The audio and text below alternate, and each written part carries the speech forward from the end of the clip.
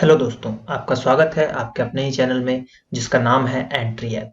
दोस्तों, यहाँ पर आज हम पढ़ने वाले हैं जिलेवार संपूर्ण अध्ययन के तहत। यहाँ पर हम कटनी जिला देखेंगे। हमने पिछले भाग में यहाँ पर हमने जबलपुर जिला देखा था। अगर आपने जबलपुर जिला नहीं देखा है तो आई बटन पर क्लिक करके जबलपुर जिले को भी देख लीजिए, जिसमें जो है जबलपुर जिला को मैंने पूरा संभाया है। तो जबलपुर जिला जो है या जबलपुर को संभाग भी बोलते हैं और जबलपुर संभाग के अंतर्गत ही कटनी जिला आता है। तो आज के सेशन में हम कटनी जिला पढ़ने वाले हैं और यहाँ पर हम एमसीक्यूज भी पढ़ रहे हैं। पहले मैं कटनी जिला आपको डिटेल में बताऊंगा कि क्या चीजें इंपॉर्टेंट है, फिर उसी से रिलेटेड हमने यहाँ पर 5 से 10 एमसीक्यूज लेता हूं मैं हर सेशन में, जो कि एग्जाम में आने की जिनकी संभावनाएं हैं या जो पूछे जा चुके हैं। और ये स्पेशली डिजाइन किया गया है Madhya Pradesh police constable exam के लिए, जो कि जो है यहाँ पर अप्रैल में होने वाला है। पूरे 52 जिले जो है हम पढ़ लेंगे एग्जाम के पहले, तो इससे बाहर जो है पेपर में कुछ ऐसा खास पूछा नहीं जाएगा। तो मैं ब्रजेश आपका स्वागत करता हूं एंट्री ऐप पे। चलिए स्टार्ट करते हैं हम यहाँ पर आज का सेशन। तो यहाँ पर अगर हम बात करें सबसे पहले, तो जो देखने को मिल रहा है ये हमारा मध्य प्रदेश है। मध्य प्रदेश का मैप ऐसा है और इस मैप के अंतर्गत अगर हम कटनी की बात करें तो कटनी को मैं थोड़ा सा यहाँ पे बनाने की कोशिश करता हूं कि कटनी का जो मैप है वो इस तरीके से जो है आपको देखने को मिल जाएगा। थोड़ी बहुत जो है ड्राइंग हो सकता है कि मैं गलत कर दूं, क्योंकि ड्राइंग जो है मेरी उतनी अच्छी नहीं है, लेकिन फिर भी समझाने के लिए जो है मैं यहाँ पर कोशिश करूंगा कि अच्छी बन जाए। तो कुछ इस तरीके का जो है कटनी मध्य प्रदेश के अंदर आपको देखिए, बाहर चला गया, बाहर नहीं है, इसके अंदर ही आपको देखने को मिल जाएगा। तो ये हो गया हमारा मध्य प्रदेश यानी कि एमपी, और एमपी के अंदर हो गया कटनी। ठीक है, कटनी की अगर हम बात करते हैं तो कटनी जबलपुर संभाग के अंतर्गत आता है। सबसे पहले तो कि किस संभाग के अंतर्गत आता है, तो जबलपुर संभाग के अंतर्गत आता है। और जबलपुर संभाग में आपको पता होंगे कि 8 जिले देखने को मिलते हैं। तो यहाँ पर हम जबलपुर जिला देख चुके हैं और यहाँ पर अब जो हम देख रहे हैं कटनी जिला। तो कटनी की बात करें तो इसके कुछ उपनाम है। हम बात कर रहे हैं कटनी की, तो कटनी की अगर हम यहाँ पर बात करते हैं, कटनी जिला की बात करते हैं, तो कटनी जिला के कुछ उपनाम है। पहला तो एक चूना नगरी ही बोला जाता है, इसको क्या बोला जाता है, चूना नगरी। चूना नगरी क्वेश्चन पूछा भी गया है कि मध्य प्रदेश की चूना नगरी किसको बोला गया है, तो वो आपको लगाना है कटनी को। दूसरा बोला जाता है बोलियों का प्रयाग। ठीक है, बोलियों का अगर हम प्रयाग की बात करें तो यहाँ पर जो है आपको ज्यादा बोली देखने को मिल जाएंगी। तो बोलियों का यहाँ पर प्रयाग देखने को मिल जाए। क्या देखने को मिलेगा, बोलियों का प्रयाग। तो यहां पर जो बोलियां बोली जाती हैं मेनली जो देखने को मिल जाएगा आपको बघेली। क्या देखने को मिल जाएगा, बघेली देखने को मिल जाएगा, बुंदेली देखने को मिल जाएगा, बुंदेली भी देखने को मिलेगा। और यहाँ पर अगर हम बात करें गोंडी भी देखने को मिल जाएगा। और ये देखिए, ये बोली जो है मैं जो है 3 बजे के सेशन में भी, ये शाम को 7 बजे आता है, 3 बजे हमारा डेली यहाँ पर डिटेल एमपीजी के मैं पढ़ाता हूँ। वहां पर जो है मैंने ये पूरी चीजें पढ़ा चुका हूँ। वहां पे लगभग 15 सेशन आ चुके हैं जिसमें हमने बोली, लोकगीत, लोक नृत्य, समारोह, ये सभी चीज कवर कर लिए। तो अब वहां भी जाकर जो है वीडियोस को देख सकते हो और डेली 3 बजे वहां पर आप मिलो और वहां पर भी आप चीजों को समझो। और चैनल को सब्सक्राइब कर लो यहाँ पर और बेल आइकन को दबाओ ताकि सभी नोटिफिकेशन आपको मिल सके। चलिए आगे बढ़ते हैं यहाँ पर। तो कटनी के बारे में हम यहाँ पर जानते हैं कुछ चीजें कि क्या है। तो सबसे पहले कटनी जिले की अगर हम भौगोलिक स्थिति की बात करें तो यहाँ पर इसका जो भौगोलिक और जो जनसंख्या है, जो लिंग अनुपात है, इन सब चीजों के बारे में सबसे पहले हम यहाँ पर जान रहे हैं। तो देखिए, सबसे पहले अगर हम बात करें क्षेत्रफल की, कहाँ से हम बात करते हैं, क्षेत्रफल की बात करें तो कटनी जिला जो है उसका क्षेत्रफल कितना है, उसका क्षेत्रफल है 4950 वर्ग किलोमीटर। तो याद रखना है 4950 वर्ग किलोमीटर है। जनसंख्या की अगर हम बात करते हैं, जनसंख्या, तो जनसंख्या जो आपको देखने को मिलेगा, जनसंख्या कितनी देखने को मिलेगी, 12,91,684, और ये है 2011 की जनगणना के अनुसार। ठीक है, जनगणना के अनुसार है ये यहाँ पर जनसंख्या। जन घनत्व की बात करते हैं हम यहाँ पर, क्या घनत्व की मैं यहाँ पर बात कर रहा हूं। तो जन घनत्व की अगर हम बात करते हैं तो जन घनत्व कितना है, 261। उसके बाद लिंगानुपात की अगर हम यहाँ पर बात करें, क्या लिंगानुपात, तो लिंगानुपात की अगर हम यहाँ पर बात करते हैं तो लिंगानुपात 952 आपको देखने को मिल जाएगा। तहसील की बात करते हैं यहाँ पर, तहसील कितनी है यहाँ पर, तो तहसील की अगर हम बात करें तो तहसील भी आपको लगभग 8 तहसील देखने को मिल जाएंगे यहाँ पर।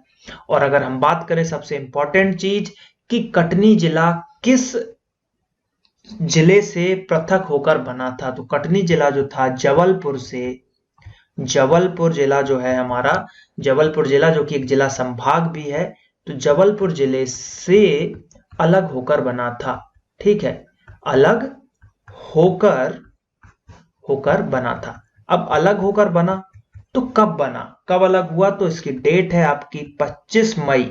ठीक है, क्या याद रखना है, 25 मई 1998। तो 25 मई 1998 को यहां पर जो है जबलपुर जिले से ये अलग हुआ और एक अपने स्वतंत्र नाम के साथ, कटनी के साथ यहां पर देखने को मिला, मध्य प्रदेश का जिला बना। तो 98 में बना था। ठीक है, याद रखिएगा 98 में 10 जिले बने थे, जिसमें से कटनी भी एक था। सहदेव कमेटी और जो है यहाँ पर दुबे जी की कमेटी ने बोला था यहाँ पर 16 जो है यहाँ पर जिले आपको देखने को मिले थे, जो कि गठन में मैंने आपको बताया हुआ है। अब हम कटनी के बारे में कुछ और फैक्ट्स जानते हैं, तो चलिए देखते हैं क्या चीजें हमको देखने को मिल जाएगी। तो कटनी की अगर हम बात करते हैं यहाँ पर, तो इंपॉर्टेंट जो फैक्ट हैं जो एग्जाम में पूछे जा सकते हैं, तो मध्य प्रदेश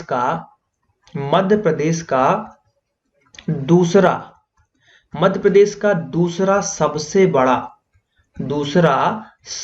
बड़ा रेलवे जंक्शन है। क्या है भैया, रेलवे जंक्शन आपको देखने को मिल जाएगा, रेलवे जंक्शन देखने को मिल जाएगा। तो ये रेलवे जंक्शन है दूसरा। अब दूसरा है तो पहले की बात करें तो पहला जो फर्स्ट है वो इटारसी है। क्या है, इटारसी है। इटारसी जंक्शन भी कहां पर आपको देखने को मिल जाएगा, पहला है और इटारसी जंक्शन ये फर्स्ट है। और सेकंड नंबर पे जो है हमारा जो कटनी है। उसके बाद अगर हम बात करें कुछ और चीजों के बारे में, तो यहां पर और क्या देखने को मिलेगा, यहां पर ऑर्डिनेंस फैक्ट्री है। क्या है, ऑर्डिनेंस फैक्ट्री है यहां पर। तो ऑर्डिनेंस फैक्ट्री की बात करें तो ये भी आपको यहां पर देखने को मिलेगी, जो कि कहां पर है, मुड़वारा। ठीक है, मुड़वारा में देखने को मिलेगी। भारत सरकार के द्वारा जो है शासन किया जाता है उस पर, मतलब सेंट्रल फैक्ट्री है, भारत सरकार, स्टेट लेवल पे नहीं है वो, सेंट्रल लेवल की फैक्ट्री देखने को मिलेगी। उसके बाद यहाँ पे अगर हम बात करें तो सीमेंट की फैक्ट्री है, सीमेंट की फैक्ट्री भी है। अब कौन सी फैक्ट्री है, तो बहुत ही जो फेमस है यहाँ पर अगर हम बात करें तो एसीसी है यहाँ पर। तो ये सबसे इंपॉर्टेंट है, ये आईएमपी प्रश्न भी है, सीमेंट के ऊपर पूछा जाता है कि एसीसी सीमेंट फैक्ट्री कहां पर है, तो वो आपको कटनी जिला आंसर लगाना है। चूना पत्थर के लिए प्रसिद्ध है, किसके लिए, चूना पत्थर के लिए प्रसिद्ध। तो चूना पत्थर जो है वो इंपॉर्टेंट है कि भाई चूना पत्थर के लिए यहां पर ये प्रसिद्ध हो गया। तो ये 4-5 चीजें जो मैंने बताई जो कि इंपॉर्टेंट है यहां पर कटनी के लिए। अब एक चीज पढ़ते हैं हम यहां पर कि कटनी में एकमात्र, क्या पढ़ रहे हैं हम वहां पर, कटनी में एकमात्र, जो कि कटनी में एकमात्र है और या तो प्रथम है देश में, विश्व में, जो भी उस चीजों के बारे में हम यहां पर जानेंगे। तो इसको भी आप नोट कर लो, ये भी चीजें इंपॉर्टेंट है। अब देखिए इसमें ज्यादा फैक्ट नहीं है, 1 से 2 ही पॉइंट आपको मैं बताऊंगा जो कि बहुत इंपॉर्टेंट है। तो सबसे पहला कि भाई जो मध्य प्रदेश है तो उसमें चूने का उत्पादन, किसका, चूने की बात की जा रही है, चूने का उत्पादन। तो चूने का जो उत्पादन है यहां पर अगर हम बात करें तो वो कटनी में सर्वाधिक होता है। तो यानी कि मध्य प्रदेश में सबसे ज्यादा चूना कहां पर होगा, कटनी में। तो एमपी में चूने का उत्पादन सर्वाधिक कहां पर होता है, तो कटनी जिले में आपको देखने को मिलेगा, कटनी जिले में। तो ये हो गया क्योंकि एमपी में हो गया। दूसरा पॉइंट जो देखने को मिलेगा कि देश की पहली किन्नर महापौर, मोस्ट आईएमपी क्वेश्चन याद रखिएगा, देश की पहली किन्नर, ठीक है, पहली ट्रांसजेंडर किन्नर की अगर हम यहां पर बात करें, किन्नर महापौर जो है कटनी से थी। उनका नाम क्या है, कमला जान। याद रखिएगा नाम कमला जान, क्वेश्चन पूछा जाता है।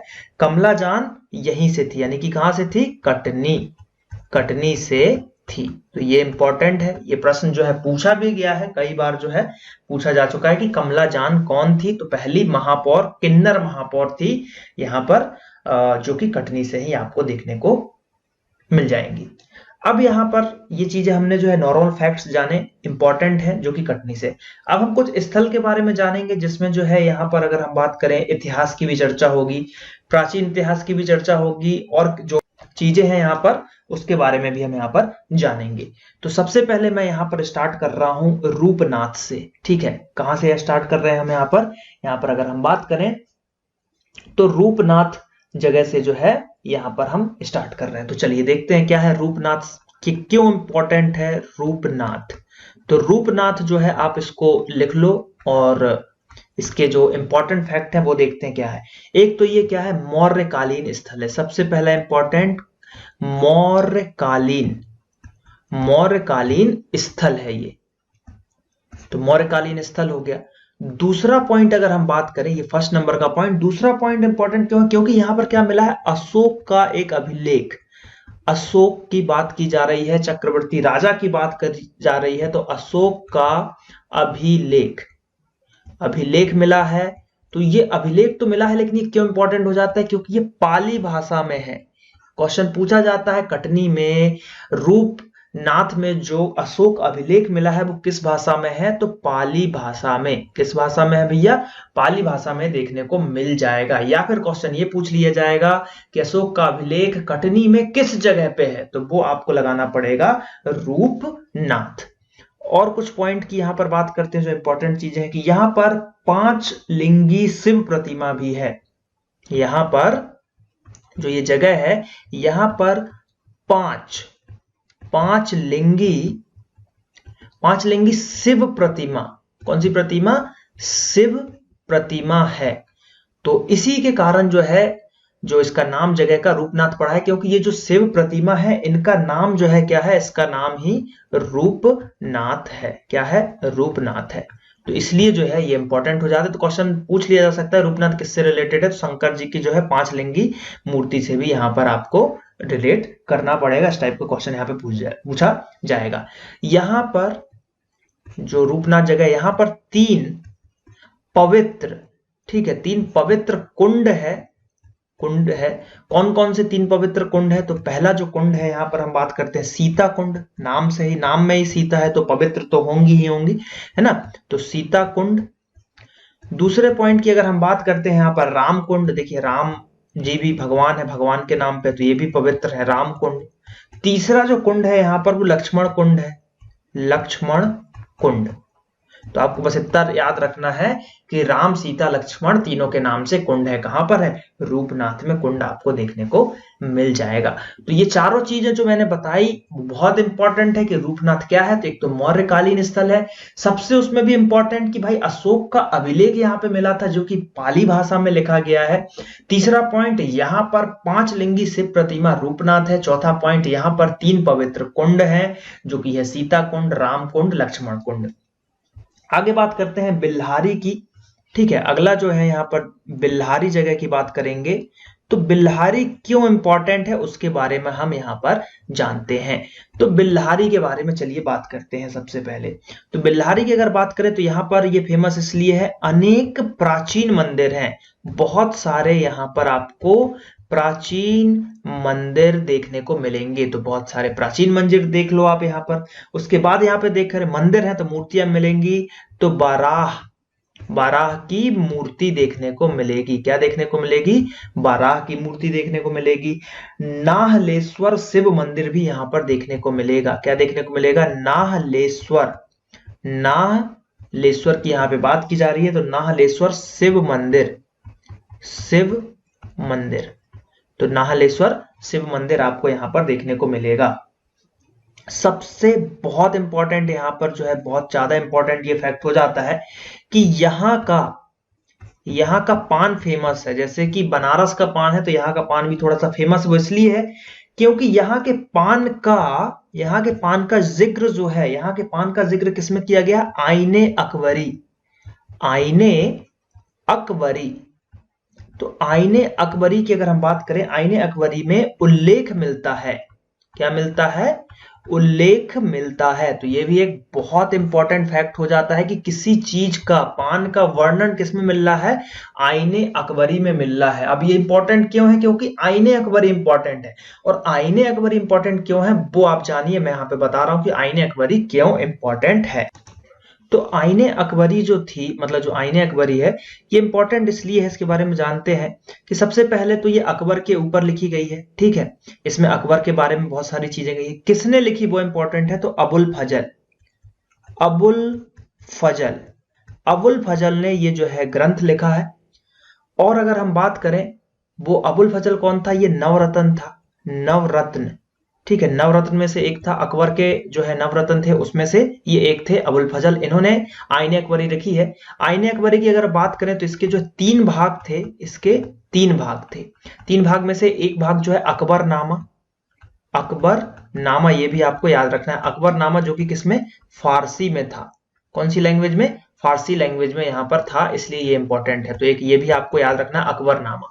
तो अगर क्वेश्चन पूछ लिया जाए यहां पर कि आईने अकबरी किसने लिखी, तो अबुल फजल ने लिखी थी। तो इसलिए इंपॉर्टेंट हो जाता है क्योंकि ये तो अकबर के ऊपर है सबसे पहले, है ना, अकबर के जीवन काल के ऊपर है। और अबुल फजल नवरत्न ने लिखी थी, और उसमें ये कहा गया है कि भैया बिल्हारी का पान इंपॉर्टेंट है, बिल्हारी का जो पान है वो इसमें जो है इसके बारे में उल्लेख किया गया, चर्चा किया गया, इसलिए ये जगह इंपॉर्टेंट हो जाती है। और ये प्रश्न यहां से बनता है कि बिल्हारी की कौन सी चीज फेमस है, तो आंसर में आपको पान लगाना है। चलिए आगे बढ़ते हैं, कुछ और जगहों के बारे में जानते हैं जो कटनी से रिलेटेड है, जो इंपॉर्टेंट है। तो बहुरी बंद के बारे में हम बात करते हैं। क्या, बहुरी बंद। तो बहुरी बंद के बारे में चर्चा करते हैं कि बहुरी बंद में क्या इंपॉर्टेंट। तो एक तो ये सबसे पहला जो पॉइंट यहां पर हमको देखने को मिल रहा है वो यह है कि पुरातात्विक धार्मिक स्थल है। कैसा है, पुरातात्विक, पुरातात्विक धार्मिक स्थल है, धार्मिक स्थल। तो ये देखने को मिल जाएगा कि पुरातात्विक धार्मिक स्थल हो गया। उसके बाद अगर हम बात करें, दूसरा इंपॉर्टेंट है यहां पर जैन तीर्थ स्थल भी देखने को मिलेगा। कौन सा, जैन तीर्थकर। अगर तीर्थंकर की अगर हम बात करें, जैन तीर्थंकर की, शांतिनाथ, किसकी बात की जा रही है, शांतिनाथ की बात की जा रही है। उनकी प्रतिमा है जो कि कितनी है, 12 फीट, 12 फीट ऊंची प्रतिमा, 12 फीट ऊंची प्रतिमा, प्रतिमा देखने को मिलेगी शांतिनाथ जी की। कहां पे, बहुरी बंद में। आगे अगर हम बढ़े, इसमें क्या देखने को मिलेगा, तो यहां पर अगर हम बात करें तो पीटन पीठ ओलिया का स्थान भी है। किसका है, पीटन पीठ, पीटन पीठ ओलिया, ठीक है, पीटन पीठ ओलिया। ये आपको याद रखना, ये पूछा जा सकता है, पीटन पीठ ओलिया का स्थान है, पीटन पीठ ओलिया का यहाँ पर स्थान देखने को मिल जाएगा। और यहाँ पर अगर हम बात करें तो थोड़ा सा जो है खनिजों के बारे में भी फेमस है, जैसे कि डोलोमाइट, है ना, डोलोमाइट। उसके बाद बात करें तो बॉक्साइट, ठीक है, बॉक्साइट भी देखने को मिल जाएगा आपको। और फाजाकले भी देखने को मिलेगा, फाजाकले, ठीक है। ये चीजें यहां पर आपको देखने को मिल जाएंगी। और चीजें क्या इंपॉर्टेंट हो सकती हैं यहां पर अगर हम इनके बारे में बात करें, तो मेनली जो है धार्मिक स्थल है तो मूर्तियां देखने को मिलेंगी आपको। सूर्य भगवान की अनेक मूर्तियां हैं यहां पर। क्या है यहां पर, सूर्य भगवान, सूर्य भगवान। तो सूर्य भगवान की मूर्ति, सूर्य भगवान की मूर्ति भी यहां पर देखने को मिल जाएगी। अब एक और प्राचीन स्थल की बात करते हैं इसके बारे में। तो पीछे अगर हम चले, यहां पर अगर हम पीछे इन द सेंस की प्राचीन काल की अगर हम यहाँ पे बात कर रहे हैं, तो देखिए यहाँ पर है एक टीगवन, टीगवन नाम की एक जगह जो देखने को मिलेगी। इसके बारे में चर्चा करें तो इसको जो है प्राचीन झांगड़ कहते थे। क्या कहते थे, प्राचीन, जिसके पहले अगर इसका नाम होगा वो क्या होगा, झांझगढ़, झांझगढ़। तो ये याद रखना, क्वेश्चन पूछ लिया जाएगा झांझगढ़ किसका नाम है, तो टीगवन का नाम है। अब इसमें सबसे इंपॉर्टेंट जो फैक्ट आता है जो आला उदल के बारे में, किसके बारे में, आल्हा, जिसका आला उदल का समारोह की अगर हम बात करें तो कहां पर मनाया जाता है, मैहर में मनाया जाता है, उसी की बात चल रही है। तो आला उदल की अगर हम बात करें, आला उदल, तो आला उदल ने यही माधोगढ़ के विरुद्ध लड़ाई लड़ी थी। आला उदल ने यहां पर क्या किया था, माधोगढ़ के बीच, आलाउदल और माधोगढ़ के बीच जो है यहाँ पर लड़ाई लड़ी थी। क्या लड़ी थी? लड़ाई यहाँ पर माधोगढ़ के विरुद्ध लड़ाई यहाँ पर हुई थी आलाउदल के साथ। ये इंपॉर्टेंट हो जाता है। यहाँ पर एक नरसिंह भगवान की जो है, नरसिंह भगवान की मूर्तियां हैं, ठीक है, मूर्ति है। तो नरसिंह भगवान की मूर्ति, नरसिंह की मूर्ति। अब ये इंपॉर्टेंट क्यों हो जाता है? क्योंकि ये 1500 साल पुरानी मूर्ति है। 1500 साल बहुत ज्यादा हो जाते हैं, 1500 साल पुरानी मूर्ति है यहाँ पर। और यहाँ पर पार्श्वनाथ जी की भी मूर्ति है। इनके साथ साथ किसकी मूर्ति है? पार्श्वनाथ। तो पार्श्वनाथ जी की भी यहाँ पर मूर्ति आपको देखने को मिल जाएगी। यहाँ पे कुछ अभिलेख मिले हैं यहाँ पर जो आपको देखने को मिलेंगे, गुप्तकालीन अभिलेख। कौन से? गुप्तकालीन। गुप्तकालीन कुछ अभिलेख देखने को मिल जाएंगे जो कि किस लिपि में है, ये इंपॉर्टेंट है। तो वो है ब्राह्मी लिपि, ठीक है, ब्राह्मी लिपि। तो ब्राह्मी लिपि में जो है आपको कुछ अभिलेख देखने को मिलेंगे जो कि इंपॉर्टेंट है। तो ये कौन सा जगह? टिगवन आपको यहाँ पर इंपॉर्टेंट जगह कहलाएगा। अब आगे चलते हैं, यहाँ पर कुछ और चीजों के बारे में जानते हैं। टिगवन के बाद हम थोड़ा सा मुडवारा के बारे में जान लेते हैं। मुडवारा है ना, कटनी मुडवारा आपने सुना होगा, जिसको हम पुरानी कटनी के नाम से भी जानते हैं। पुरानी कटनी, कि भाई पहले की कटनी ये थी। तो मुडवारा के बारे में जानते हैं, क्या इंपॉर्टेंट फैक्ट्स यहां पर हो सकते हैं। तो कटनी का उपक्षेत्र, क्या बोला जाता है इसको? कटनी का उपक्षेत्र। तो कटनी का उपक्षेत्र इसको बोला जाता है। और क्या बोला जाएगा? यहाँ पर मेनली बहुत सारे खनिज मिलते हैं जो कि मैंने आपको बताया, जैसे कि डोलोमाइट मुडवाड़ा के अंतर्गत ही आपको देखने को मिलेगा, जो कि खनिज हमने बहोरी वन देखा था। तो बहोरी वन जो है यहाँ पर पुराने कटनी के अंतर्गत ही भाग मिलेगा। तो सबसे ज्यादा यहाँ पर अगर बात करें तो डोलोमाइट, उसके बाद यहाँ पर बॉक्साइट, ठीक है, खनिजों के लिए फेमस है बॉक्साइट, लैटराइट, है ना, क्ले भी मिलेगा आपको यहाँ पर देखने को, ठीक है, फायर क्ले भी आपको यहाँ पर देखने को मिल जाएगा। उसके बाद बात करें तो सोप स्टोन, क्या? सोप स्टोन भी आपको यहाँ पर देखने को मिलेगा, है ना। और अगर हम बात करें और क्या देखने को मिल सकता है, क्वार्ट्ज भी देखने को मिलेगा आपको। क्या देखने को मिलेगा? क्वार्ट्ज। तो ये भी जो है यहाँ पर इंपॉर्टेंट है। तो मेनली इसको आप क्या बोल सकते हो, मुडवारा किसके लिए फेमस है? खनिजों के लिए, खनिजों के लिए। तो ये एक इंपॉर्टेंट यहाँ पर फैक्ट बन जाता है मुडवारा। अब अगर हम यहाँ पर बात करें कि और क्या चीजें हैं यहाँ पर, तो देखते हैं इसके बारे में कुछ और फैक्ट। अब जो हम यहाँ पर बात करने वाले हैं विजय राधोगढ़ के बारे में। किसके बारे में? विजय राधोगढ़। तो विजय राधोगढ़ की अगर हम यहाँ पर बात करें क्यों फेमस है, तो ये फेमस है युवराज, ठीक है, युवराज प्रयागदास। किसका? युवराज प्रयागदास। तो अब ये कौन थे भैया युवराज प्रयागदास की बात करें तो इनके द्वारा निर्मित विजय राधोगढ़ किले के नाम पर क्षेत्र पड़ा है। तो मेनली अगर पूछ लिया जाए कि विजय राधोगढ़ का जो किला है वो मतलब जो किसके द्वारा बनाया गया है, तो युवराज प्रयागदास के नाम पे बनाया गया, मतलब उनके द्वारा बनवाया गया, और इसी के नाम पर इस जगह का विजय राधोगढ़ किला ही यहाँ पर पड़ गया। इस किले में रंग महल नामक सुंदर इमारत भी है। तो इसी किले में क्या देखने को मिल जाएगा? रंग महल नामक इमारत।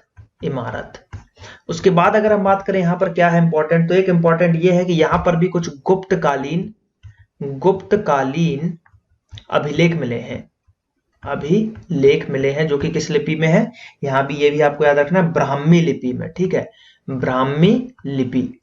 तो ब्राह्मी लिपि में ये मिले हैं। तो ये भी इंपॉर्टेंट यहाँ से हो जाता है। उसके बाद हम कुछ और जगहों की बात कर लेते हैं कि कौन से जगह है यहाँ पर। तो कुछ और जगह है यहाँ पर अगर हम बात करें तो सलिमनाबाद, ठीक है,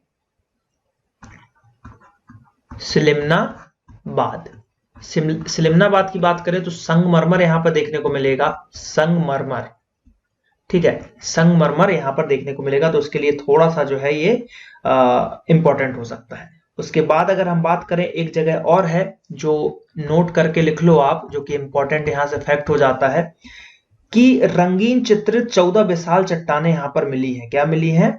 रंगीन चित्रित 14 विशाल चट्टानें यहां पर मिली हैं। रंगीन चित्रित, ठीक है, रंगीन चित्रित 14 विशाल प्रागैतिहासिक, ठीक है, प्राग ऐतिहासिक, तो प्रागैतिहासिक हमने इतिहास में जो है यहां पर जब हम देखेंगे एमपी का इतिहास तो उसमें भी हम यहां पर चर्चा करेंगे। तो प्रागैतिहासिक चट्टाने तो ये कहां पर देखने को मिली है? धीमड़खेड़ा, धीमड़खेड़ा। तो ये भी जो है यहां पर थोड़ा सा आपको याद रखना है। तो ये जो है जो भी चीजें हमने यहाँ पर देखी, देखिए क्या क्या देखा, एक बार बैक चलते हैं हम पीछे। यहाँ पर हमने देखा कटनी जिला था, ये देखा जबलपुर से अलग होके यहाँ पर बना।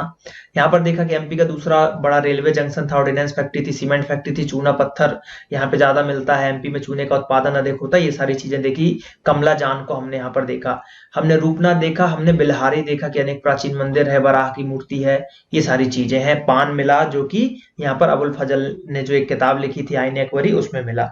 बिल्हारी की बात करें तो इसका जो एक पुराना नाम भी है, प्राचीन नाम भी है, जिसको हम पुष्पावटी कहते थे, पुष्पावटी भी इसको कहते थे, किसको? बिल्हारी को। तो ये क्वेश्चन भी यहां से पूछा जा सकता है। उसके बाद हमने बहुरी वन देखा, हमने टीगवन देखा, हमने देखा कि भाई जैन तीर्थंकर शांतिनाथ की 12 फीट की प्रतिमा है बहुरी वन में। हमने देखा कि भाई आल्हा उदल ने माधोगढ़ के बीच में जो है यहाँ पर लड़ाई करी थी, कहां पर? टीगवन में। ब्राह्मी लिपि के अभिलेख आपको देखने को मिल जाएंगे। मुरबाड़ा देखा हमने जहां पर की खनिज पदार्थों के लिए फेमस है। हमने सलिमनाबाद देखा कि संगमरमर यहाँ पर देखने को मिल जाता है। तो चलिए अब जो है यहाँ पर हम कुछ एमसीक्यूज देख लेते हैं। तो देखते हैं सबसे पहला हमारे पास एमसीक्यूज क्या आने वाला है। तो जो पहला एमसीक्यूज है वो यह है कि कटनी में स्थित बिल्हारी का पूर्व नाम क्या है? जो कटनी है वहां पर स्थित बिल्हारी का पूर्व नाम क्या है? Option A Pushpavati, option B Panchavati, option C Rajvati, या फिर ऑप्शन डी है या चौथे नंबर का ऑप्शन है पुष्पों का आंगन। तो अभी हमने आंसर देखा कि जो बिल्हारी है, अगर हम बात करें यहाँ पर क्या है, बहुत सारी जो है प्राचीन मंदिर मिले हैं, बराह की मूर्ति मिली है, यहीं के पान जो है आईने अकबरी में है, आईने अकबरी। तो आईने, ठीक है, ये ऐसा करके है आईने अकबरी।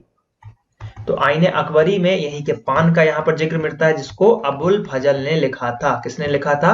अबुल फजल ने लिखा था, जो कि एक अकबर के राज दरबार में, अकबर के राज दरबार में क्या थे? राज दरबार में नवरत्न थे। तो ये भी इंपॉर्टेंट है। तो इसका जो सही आंसर क्या है? इसका आंसर है पुष्पावटी। इसका जो पुराना नाम था उसका पुष्पावटी नाम था, तो इसका सही आंसर हो जाएगा पुष्पावटी नगरी।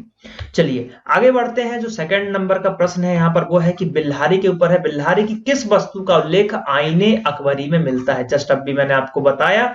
तो ऑप्शन यहाँ पे सुपारी, पान, पर्वत, नदी। तो इसका सही आंसर क्या हो जाएगा? पान हो जाएगा।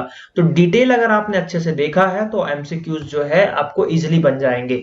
हम क्या करते हैं, एमसीक्यूज के पीछे भागते रहते हैं। एमसीक्यूज कितने याद करोगे? एक बार डिटेल पढ़ लोगे तो एमसीक्यूज कुछ भी बना लो। अब बिल्हारी में भी उसने पूछा कि क्या जो मतलब जो है आईने अकबरी में मिलता। अगर ये क्वेश्चन पूछ लेता कि भाई बराह की मूर्ति कटनी में कहां पर मिली, ऑप्शन दे देता बिल्हाड़ी, रूपनाथ, टीगवन।